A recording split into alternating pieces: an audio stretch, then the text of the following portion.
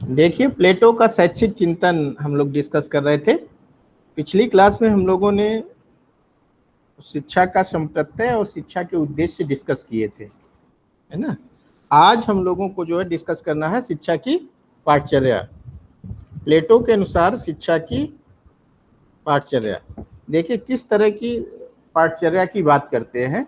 तो हमेशा होता क्या है कि शिक्षा ने, अभी कल जो हम लोगों ने डिस्कस किया है शिक्षा के उद्देश्यों को, तो शिक्षा के उद्देश्यों को ध्यान में रखकर ही पाठचर्या का निर्माण किया जाता है। ठीक है, तो शिक्षा के उद्देश्यों में हम लोगों ने डिस्कस किया था कल, प्लेटो के अनुसार श्रेष्ठ नागरिकों का निर्माण, योग्यता अनुसार व्यक्तियों का निर्माण, नागरिकों में नैतिकता का विकास, नागरिकों में ज्ञान का विकास, नागरिकों में विवेक का विकास और नागरिकों में श्रेष्ठ व्यक्तित्व का निर्माण। और लास्ट उद्देश्य था सत्यम, शिवम और सुंदरम की प्राप्ति, है ना। कल मैंने आपसे बात किया था कि प्लेटो ने सद्गुण की बात की है, तो किन किन सद्गुणों की बात की है, कोई विद्यार्थी बता सकता है मुझे? 4 सद्गुण थे सर। हाँ, कौन कौन से दीपक? नाम संयम, बता। धैर्य, ज्ञान और न्याय। वेरी गुड, बहुत ही अच्छा। ठीक है, तो जैसा अभी दीपक ने बताया कि प्लेटो ने 4 प्रकार के सद्गुणों की बात की है, जिसमें संयम है, धैर्य है, ज्ञान है और न्याय है।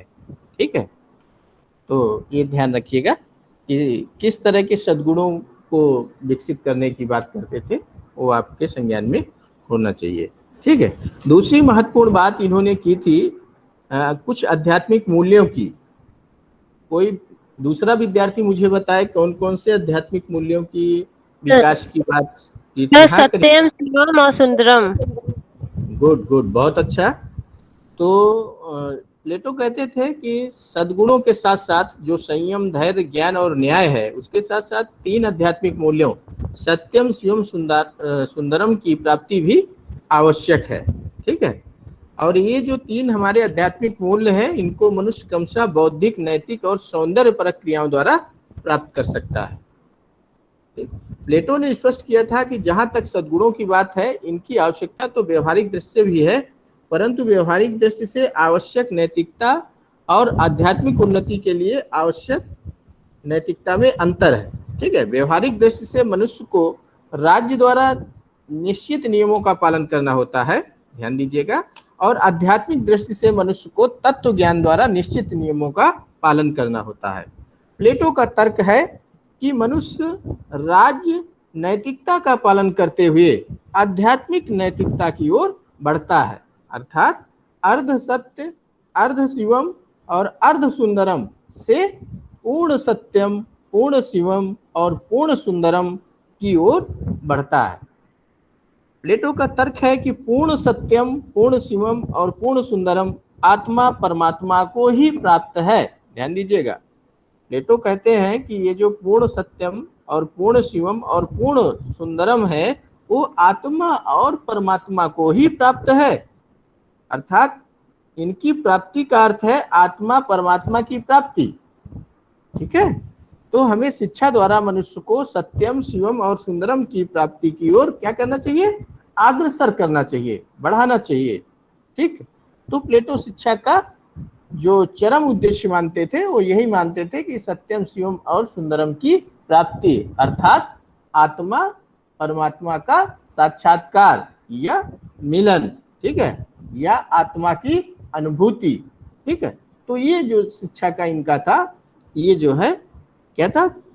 चरम उद्देश्य था या अंतिम उद्देश्य जिसे आप कहते हैं। ठीक है, तो इन उद्देश्यों को ध्यान में रखकर प्लेटो जो है शिक्षा की पाठचर्या की बात करते हैं। चलिए देखिए, प्लेटो शिक्षा को आजीवन चलने वाली प्रक्रिया के रूप में स्वीकार करते थे। इन्होंने जन्म से लेकर मरण तक की शिक्षा की पाठचर्या का निर्माण किया है प्लेटो ने। ठीक है, प्लेटो स्त्रियों एवं पुरुषों को समान रूप से देखते थे। प्लेटो स्त्री और पुरुषों को समान रूप से देखते थे, और इनकी पुस्तक थी द रिपब्लिक। द रिपब्लिक में इन्होंने लिखा है कि पुरुषों और स्त्रियों में समान गुण होते हैं। हाँ, तुलनात्मक दृष्टि से स्त्री पुरुष से थोड़ी शक्तिहीन अवश्य होती है। यही कारण है कि इन्होंने स्त्री तथा पुरुषों के लिए प्रारंभ में सामान्य पाठचर्या निश्चित की है और इसे हम पाठचर्या निर्माण के सामान्य शिक्षा के सिद्धांत के नाम से भी जानते हैं। ठीक, इसके साथ साथ प्लेटो ने इस बात पर बल दिया है कि शिक्षा व्यक्ति की योग्यता अभिरुचि के अनुसार दी जानी चाहिए। दूसरी महत्वपूर्ण बात प्लेटो करते हैं कि जो शिक्षा है वो व्यक्ति की योग्यता अभिरुचि के अनुसार दी जानी चाहिए, जिससे व्यक्ति की उच्चतम योग्यताओं का प्रयोग हो और वे राष्ट्र की अधिकतम भलाई कर सकें। यही कारण है कि इन्होंने भिन्न भिन्न वर्ग, व्यापारी, सैनिक और शासक वर्ग के लिए भिन्न भिन्न पाठचर्या निश्चित की। पाठचर्या निर्माण के लिए प्लेटो का यह दूसरा सिद्धांत था। इसे हम योग्यता एवं अभिरुचि का सिद्धांत के नाम से जानते हैं। ठीक है, आगे देखिए, मानव जीवन के अनेक सोपान प्लेटो ने बताए हैं और प्रत्येक सोपान पर मानव की आवश्यकताएं भी भिन्न भिन्न होती हैं, ऐसा प्लेटो का मानना था। ठीक है, यही कारण है कि प्लेटो मानव जीवन के भिन्न भिन्न सोपानों के लिए भिन्न भिन्न पाठचर्या निश्चित करने के पक्ष में थे और इसे ही हम आवश्यकता अनुसार पाठचर्या के निर्माण का सिद्धांत कहते हैं, अकॉर्डिंग टू प्लेटो। ठीक है, प्लेटो ने मानव जीवन को विभिन्न स्तरों में विभाजित किया है और प्रत्येक स्तर के लिए भिन्न भिन्न पाठचर्या निश्चित की है। ठीक है, अब देख लेते हैं किस तरह से इन्होंने जो मानव जीवन है या मानव विकास है उसका डिवीजन किया है। तो प्रथम स्तर ये मानते हैं, जो पहली स्टेज बताते हैं, जन्म से लेकर 3 वर्ष की आयु। ठीक है, प्लेटो के अनुसार इस काल में बच्चों का उचित पालन पोषण होना चाहिए। उन्हें मात्र प्रेम, परिवार एवं समाज के सदस्यों का प्रेम। ठीक है, प्लेटो कहते हैं कि जब बच्चा जन्म से लेकर 3 वर्ष का हो तब उसे मातृत्व प्रेम और दूसरी महत्वपूर्ण बात परिवार एवं समाज के सदस्यों का प्रेम। पुष्टिपरक भोजन, ये पुष्टिपरक भोजन से क्या तात्पर्य है? शिवा की आवाज आ रही है? आप सब लोगों को मेरी आवाज आ रही है? जी सर, आ रही है।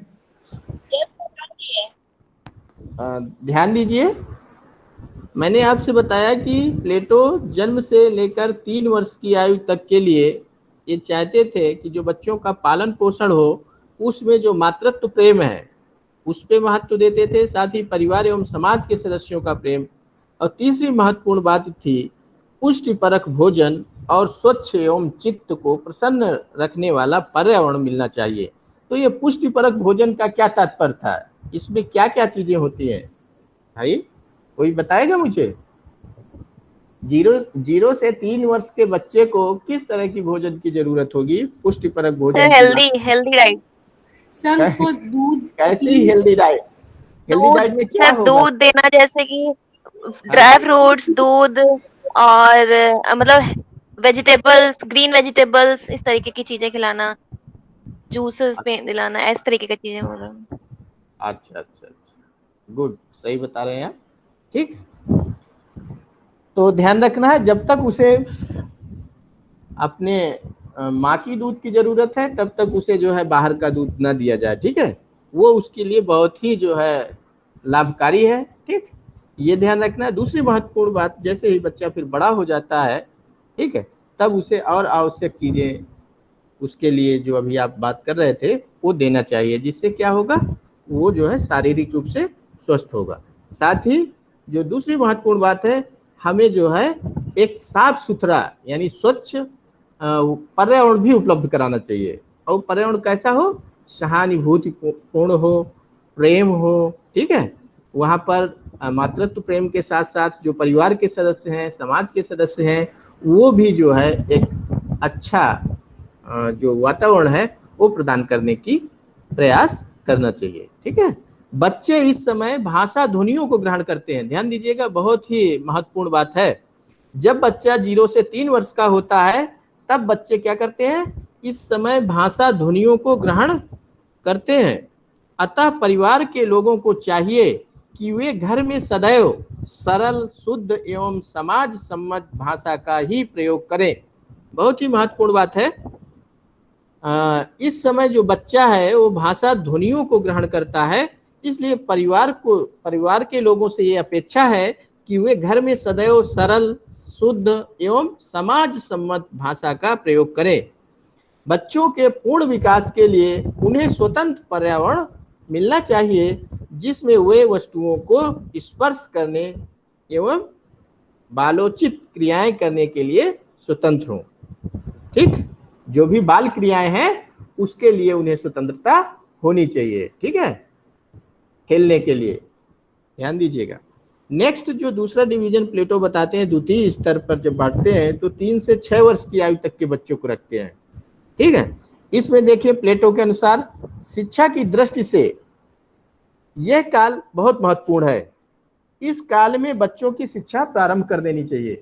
प्लेटो क्या कहते हैं, जो 3 वर्ष से 6 वर्ष की आयु का समय है ये बहुत ही महत्वपूर्ण है। क्यों? क्योंकि इस एज में बच्चों की जो शिक्षा है वो प्रारंभ कर देनी चाहिए और इस काल में उन्हें खेल कूद की शिक्षा दी जाए और साथ ही दैवी कहानियां सुनाई जाएं, जिससे वे सद्गुणों की शिक्षा प्राप्त कर सकें और उचित आदतों का निर्माण करें। ठीक है, दैवी कहानियों से उनमें क्या था, शिवम की भावना, और वे सत्यम तथा सुंदरम की खोज करेंगे, ऐसा प्लेटो का मानना था।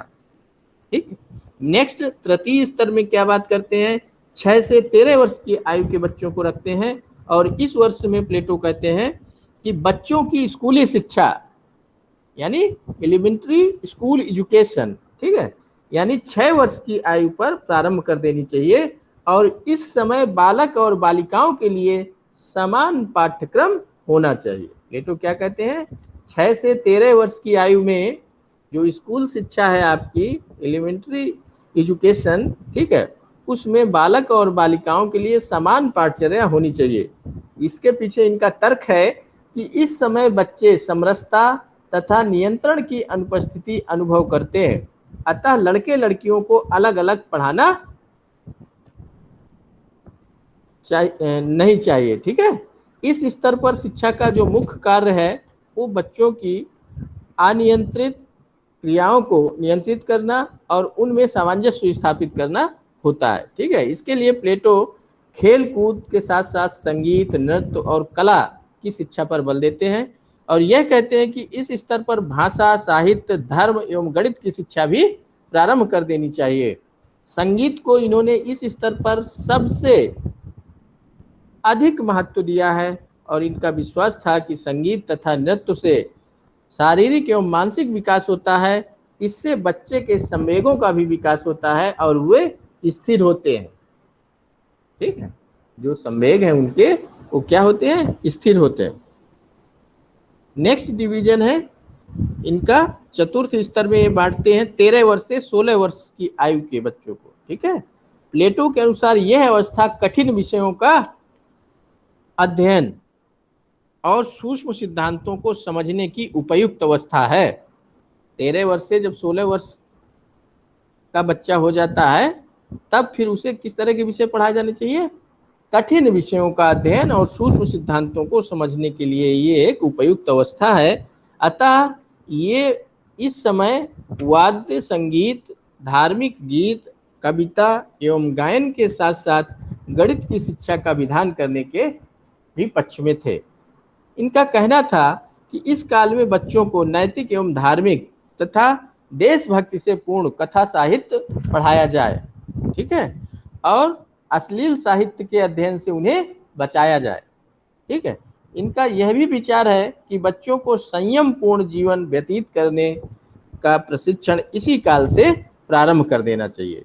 ये जो आपकी 13 वर्ष से 16 वर्ष की आयु है, ठीक है, जिसे मनोवैज्ञानिकों ने एडोलसेंस स्टेज के नाम से बताया है ना, और इस आयु को कठिन काल के नाम से भी जानते हैं, है ना, संघर्ष और तूफान का काल स्टैनले हॉल ने कहा था। ठीक है, और हाइडो कमेटी की रिपोर्ट आई थी तो इस स्टेज के संदर्भ में, एडोलसेंस स्टेज के संदर्भ में कहा गया था, हाइडो कमेटी की रिपोर्ट थी जो अमेरिका में प्रकाशित हुई थी। तो हैडो कमेटी ने कहा था कि इस आयु के बच्चों में बहुत ज्यादा ऊर्जा होती है, ठीक है, और अगर उस ऊर्जा को या उस शक्ति को अगर आप सही दिशा में या सकारात्मक दिशा में ले जाते हैं तो निश्चित रूप से जो बालक या बालिका है वो निश्चित रूप से अपने जीवन में सफल हो जाती है। तो प्लेटो भी यही कहते थे कि इस समय के जो बच्चे हैं उनको संयम पूर्ण जीवन व्यतीत करने का प्रशिक्षण हमें इसी काल में देना चाहिए, ठीक है, और साथ ही साथ हमें उनको नैतिक और धार्मिक और देशभक्ति से पूर्ण साहित्य भी पढ़ाना चाहिए, और हमें जो है उनको जो अश्लील साहित्य है उसको पढ़ने से बचाना चाहिए बच्चों को, ठीक है। तो ये ध्यान रखिए। नेक्स्ट है पंचम स्तर, यानी 5वां डिवीजन जो करते हैं 16 वर्ष से 20 वर्ष की आयु तक के बच्चों का करते हैं। इसमें देखिए प्लेटो के अनुसार शिक्षा का यह स्तर इस समय राज्य के लिए सैनिक तैयार करने चाहिए। इस आयु में क्या कर रहे हैं, 16 से 20 वर्ष की आयु में कह रहे हैं राज्य के लिए सैनिक तैयार करने चाहिए, और इसके लिए पाठचर्या में व्यायाम, खेल कूद, घुड़सवारी, अस्त्र शस्त्र के प्रयोग एवं युद्ध कला की शिक्षा को स्थान देते थे। और साथ ही कहते थे कि इस समय शरीर का उच्चतम विकास करना चाहिए और युवकों को संयमी जीवन व्यतीत करने की शिक्षा भी देनी चाहिए। मानसिक शिक्षा के लिए ये इस समय कोई भी विधान नहीं करना चाहते थे। ऐसा लगता है कि इस काल में ये मानसिक शिक्षा के पक्ष में नहीं थे। प्लेटो का विचार है कि जो बच्चे इस समय सैनिक शिक्षा में दक्षता प्राप्त कर लें उन्हें ही सैनिक वर्ग के लिए चुना जाए। महत्वपूर्ण बात है, ध्यान रखिएगा। प्लेटो का विचार था कि बच्चे जो 16 वर्ष से 20 वर्ष की आयु में सैनिक शिक्षा में दक्षता प्राप्त कर ले तो उन्हें सैनिक वर्ग के लिए चुना जाए और सेना के उच्च पदों के लिए भी इसी समय चुनाव कर लिया जाए, ठीक है। नेक्स्ट है आपका जो डिवीजन इन्होंने किया है 20 से 30 वर्ष की आयु। 20 वर्ष की आयु तक बच्चों के नागरिकों की सामान्य शिक्षा पूरी हो जाती है। इसके आगे प्लेटो कुछ चुने हुए व्यक्तियों को ही राज्य द्वारा शिक्षा देना चाहते हैं, ठीक है।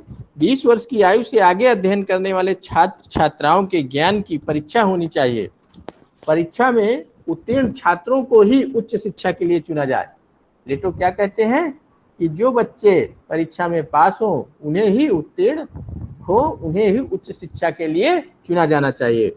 और इस समय युवकों को अंक गणित, ज्यामिति, नक्षत्र शास्त्र आदि वैज्ञानिक विषयों को पढ़ाया जाए। प्लेटो विज्ञान के ज्ञान को धनोपार्जन के लिए नहीं अपितु ज्ञान वृद्धि एवं सौंदर्य अनुभूति के विकास के लिए स्वीकार करते थे। यही कारण है कि ये विज्ञान के शास्त्रीय अध्ययन पर अधिक बल देते थे और ये कहते थे कि इन विज्ञानों के अध्ययन से युवकों में तर्क शक्ति का विकास करना चाहिए और उनमें जो अन्य विज्ञान है उनके साथ कोऑर्डिनेशन स्थापित करने की क्षमता का भी विकास करना चाहिए। नेक्स्ट जो डिवीजन ये करते हैं 30 वर्ष से 35 वर्ष, जो 7वां डिवीजन है इनका वो 30 वर्ष से 35 वर्ष का करते हैं। और इसमें 30 वर्ष की आयु पर प्लेटो पुनः परीक्षा करने की बात करते हैं। इनके अनुसार अनुत्तीर्ण व्यक्ति शासन के कनिष्ठ अधिकारी होंगे। जो बच्चे अनुत्तीर्ण होंगे वो क्या बनेंगे, शासन के कनिष्ठ अधिकारी। कनिष्ठ अधिकारी क्या होते हैं भाई? दीपक कुमार, आवाज आ रही है? जी सर। कनिष्ठ अधिकारी क्या होते हैं? प्लेटो कहते हैं जो बच्चे अनुत्तीर्ण हो जाएं उन्हें शासन के कनिष्ठ अधिकारी में नियुक्ति करना चाहिए। कनिष्ठ अधिकारी मतलब सर ये छोटे अधिकारी, जैसे राज्यों में चपरासी वगैरह होते हैं ना ऑफिस में, तो वही होते हैं कनिष्ठ अधिकारी श्रेणी। गुड गुड, एकदम सही। आगे देखिए, उत्तीर्ण व्यक्ति 5 वर्ष तथा अग्रिम अध्ययन करेंगे। कहते थे जो बच्चे उत्तीर्ण हो जाएंगे वो 5 वर्ष तक अभी आगे भी पढ़ाई करेंगे। और इस काल में प्लेटो पढ़ाने की क्या बात करते थे? दर्शन शास्त्र के अध्ययन को सबसे अधिक महत्व देते थे और उसके साथ साथ मनोविज्ञान, राजनीति शास्त्र और न्याय की शिक्षा का भी विधान करते थे, ठीक है। इनका विश्वास था कि दर्शन डायलेक्टिक अध्ययन से, डायलेक्टिक मेथड सुना है नाम, द्वंद्वात्मक पद्धति, प्लेटो ने ही दिया था, ठीक है। इसके द्वारा अध्ययन जो है, इसमें तर्क वितर्क, ठीक है, के द्वारा जो है हम निष्कर्ष पर पहुंचते हैं, वार्तालाप के द्वारा, ठीक है। अध्ययन से युवकों को का जो ज्ञान है वो बढ़ेगा, वे सत्य के दर्शन करेंगे और उनमें सद्गुणों का विकास होगा और वे ज्ञान प्रेमी अर्थात दार्शनिक बनेंगे। क्योंकि ये पाश्चात्य दार्शनिक है, और पाश्चात्य दार्शनिक किस पर बल देते हैं बेटा? नॉलेज पे बल देते हैं, ठीक है ना। उनका जो अंतिम उद्देश्य है वो क्या है? नॉलेज गेन करना, ठीक है। तो प्लेटो भी कहते थे कि ये क्या बनेंगे? दार्शनिक बनेंगे और ये समाज में लौटेंगे और शासन के उच्च पदों पर कार्य करेंगे। ध्यान दीजिएगा, जो यहाँ पर अनुत्तीर्ण हो जाएंगे 30 वर्ष से 35 वर्ष में जो परीक्षा होगी इसके पहले, तो उन्हें कनिष्ठ अधिकारी बना दिया जाएगा। और जो बच्चे उत्तीर्ण हो जाएंगे उन्हें 5 वर्ष तक अभी अग्रिम पढ़ाई के लिए भी मौका दिया जाएगा। और इसमें क्या पढ़ाया जाएगा? एक तो दर्शन शास्त्र पढ़ाया जाएगा, दूसरा मनोविज्ञान पढ़ाया जाएगा, और तीसरा राजनीति शास्त्र पढ़ाया जाएगा, और चौथा कौन सा विषय पढ़ाया जाएगा? न्याय शास्त्र या न्याय की शिक्षा दी जाएगी, ठीक है। तो इससे क्या होगा? जो बच्चे हैं उनके अंदर ज्ञान बढ़ेगा और वे सत्य के दर्शन करेंगे और उनमें सद्गुणों का विकास होगा और वे ज्ञान प्रेमी अर्थात दार्शनिक बनेंगे। और ये जब वापस आएंगे पढ़ाई करने के बाद लौटेंगे, तब इन्हें शासन के उच्च पदों पर नियुक्ति दी जाएगी। ये प्लेटो का मानना था। नेक्स्ट डिवीजन देखिए, 8वां स्तर इन्होंने 35 से 50 वर्ष की आयु का डिवीजन जो किया है, इसमें कहते हैं शासन के उच्च पदों के लिए जो व्यक्ति चुने गए हैं, ध्यान दीजिएगा, शासन के उच्च पदों के लिए जो व्यक्ति चुने गए हैं वे 35 वर्ष से 50 वर्ष तक की आयु में ज्ञान व्यवहारिक रूप से देंगे। जिनका अभी चुनाव हुआ है ना, जो शासन के उच्च पदों पर जिनकी नियुक्ति होगी वो 35 से लेके 50 वर्ष तक की आयु तक ज्ञान को व्यवहारिक रूप में प्रदान करेंगे, ठीक है, और राज्य की सेवा करेंगे। ये समाज एवं राज्य के नेता होंगे और अधिकारों से पूर्ण होते हुए भी सादा जीवन व्यतीत करेंगे। ध्यान दीजिएगा, प्लेटो कहते थे कि ये अधिकारों से तो परिपूर्ण होंगे लेकिन इन्हें कैसा जीवन जीना होगा? सादा जीवन जीना होगा, ठीक है।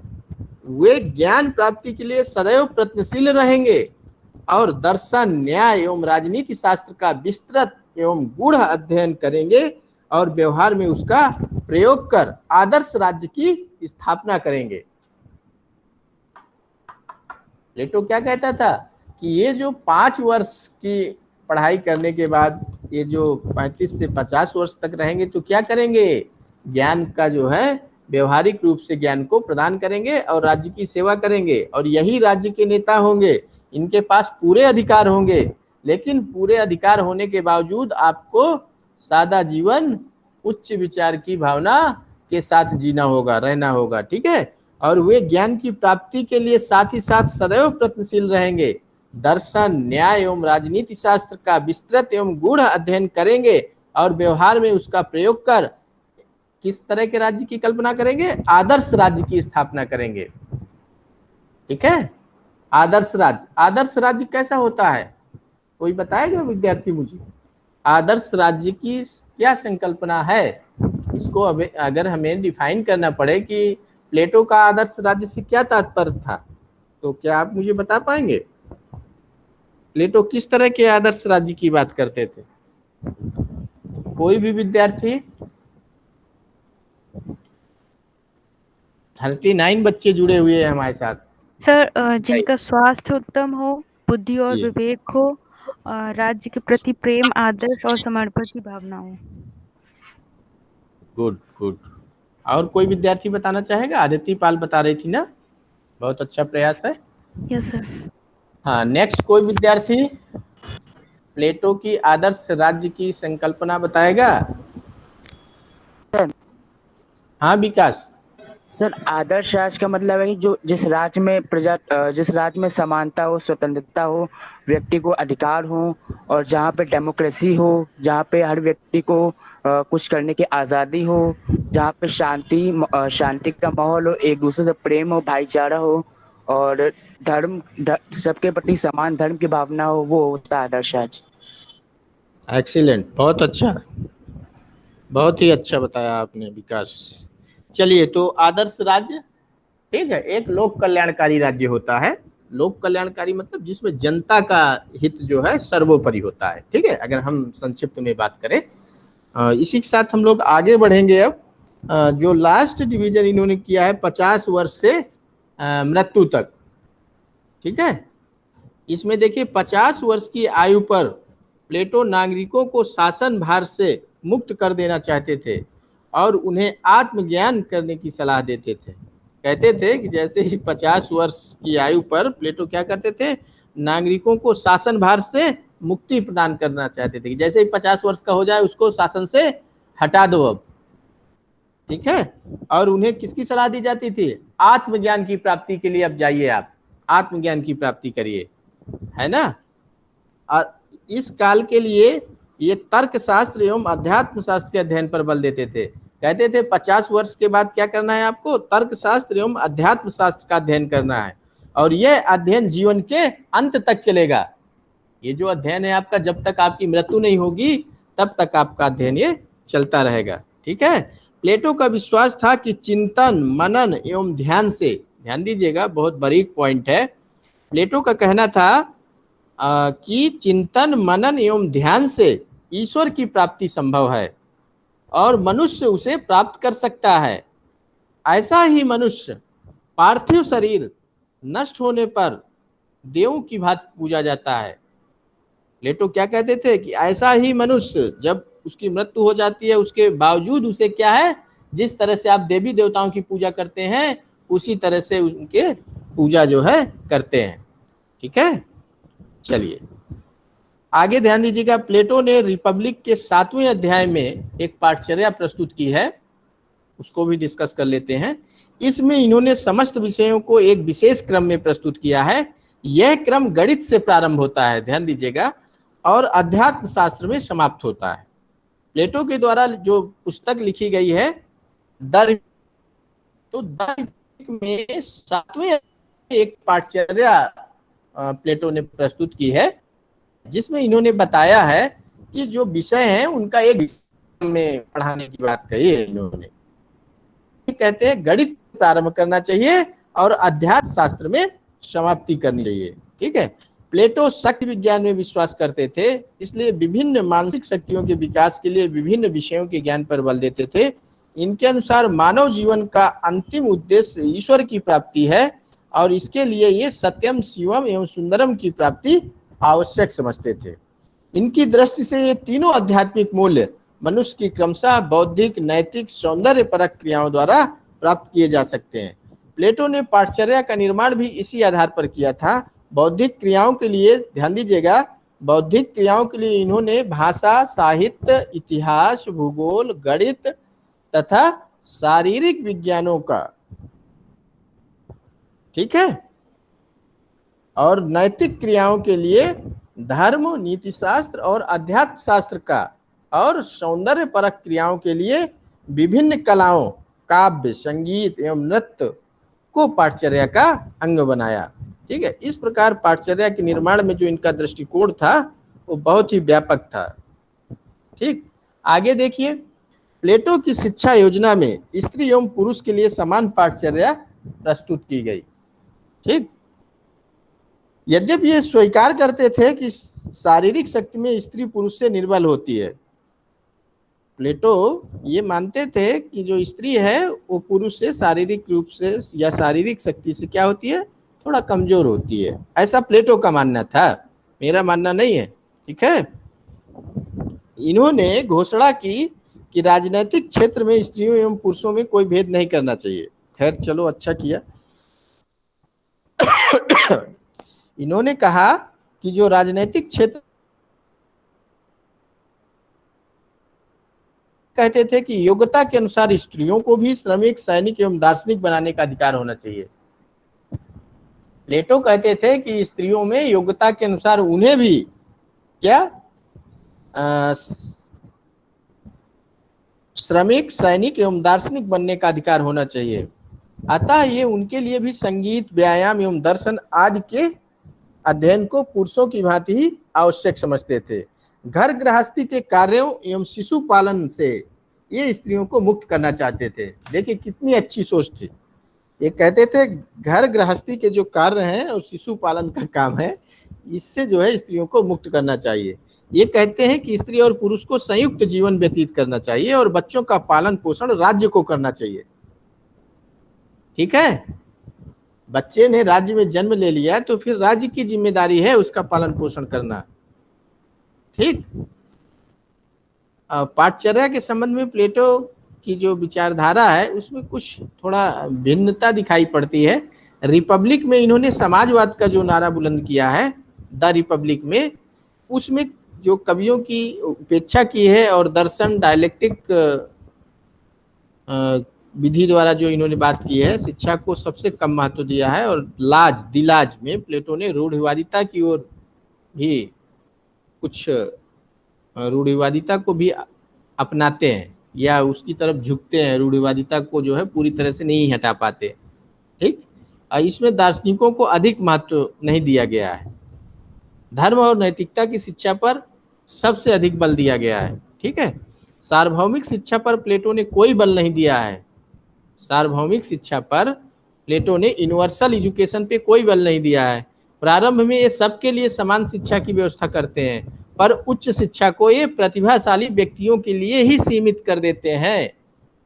ठीक है, बाद में क्या करते हैं, उच्च शिक्षा के लिए प्रतिभाशाली व्यक्तियों के लिए ही क्या करते हैं, अलाउ करते हैं या जाने देते हैं, बाकी को रोक देते हैं। ठीक है, और दिलाज में इन्होंने सार्वभौमिक शिक्षा के महत्व को स्वीकार जरूर किया है। ठीक है, व्यवसायिक वर्ग एवं शिल्पकारों की शिक्षा के लिए प्लेटो कोई आवश्यकता नहीं समझते थे। ध्यान दीजिएगा, व्यवसायिक वर्ग और शिल्पकारों की शिक्षा के लिए प्लेटो कोई आवश्यकता नहीं समझते थे और इसी कारण इन्होंने पाठचर्या में उसे स्थान नहीं दिया। और दिलाज तक इन्होंने जो दलाज में अपने विचार प्रस्तुत किए हैं व्यवसायिक शिक्षा के संदर्भ में, इसमें इन्होंने कहा कि यदि कोई व्यक्ति केवल कला अथवा उद्योग की शिक्षा लेकर शांत हो जाता है तो वह निंदनीय है। इनके अनुसार ज्ञान का विकास ही शिक्षा का मुख्य उद्देश्य होना चाहिए। और देखिए एक महत्वपूर्ण बात थी जो ध्यान देने लायक है, आपका ध्यान आकर्षित करना चाहेंगे, दासों को इन्होंने शिक्षा का अधिकार नहीं दिया। प्लेटो की जो शिक्षा व्यवस्था थी उसमें दासों को इन्होंने शिक्षा का अधिकार नहीं दिया, उन्हें देश का नागरिक स्वीकार नहीं करते थे। देखिएगा, ये इनके एजुकेशन के जो बैड पॉइंट है वो मैं इंगीकृत कर रहा हूँ। ठीक है, दासों को इन्होंने शिक्षा का अधिकार नहीं दिया और देश का नागरिक भी नहीं स्वीकार करते थे और उन्हें अपने अपने धंधे करने के लिए राय देते थे, कहते थे अपने अपने धंधे करो। यही कारण है कि पाठचर्या में उनकी शिक्षा के लिए इन्होंने कोई व्यवस्था नहीं किया। तो इस तरह से इनकी पाठचर्या तो बहुत व्यापक थी, लेकिन इनकी पाठचर्या के कुछ दोष भी थे जो हम लोगों ने अभी रेखांकित करने की कोशिश की है, आपको हाईलाइट करने की कोशिश हमने किया है कि किन किन बिंदुओं को जो है इन्होंने छोड़ दिया। यानी इनका फोकस क्या था, प्लेटो की सोच क्या थी,